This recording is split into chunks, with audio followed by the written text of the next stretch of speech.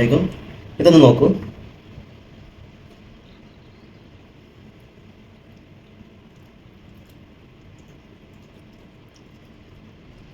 ഇങ്ങനെയാണ് ഹീലിംഗ് നടക്കുന്നത്. വെള്ളം തീർക്കുന്നത്.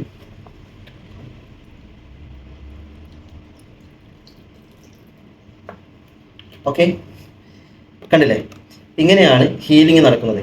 ശരീരത്തിൽ ആരോഗ്യമുണ്ടാവുക എന്ന് പറയുന്നത് ശരീരത്തിലുള്ള മാലിന്യം മുഴുവനും പുറത്തേക്ക് കളയുമ്പോഴാണ്, അത് പുറന്തള്ളുമ്പോഴാണ്. ശരീരം തന്നെ അത് പുറന്തള്ളണം, അപ്പോഴാണ് ആരോഗ്യം ഉണ്ടാവുക എന്ന് പറയുന്നത്.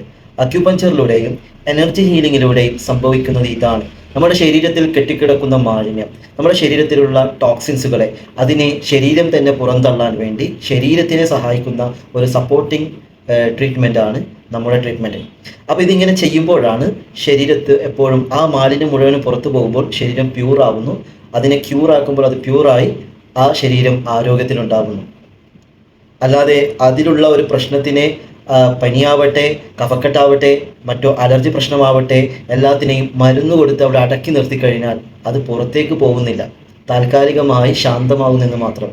കുറച്ച് കഴിയുമ്പോൾ വീണ്ടും ശരീരം ഒന്ന് ആക്റ്റീവ് ആകുമ്പോൾ അത് വീണ്ടും പുറത്ത് കാണിക്കാൻ തുടങ്ങും.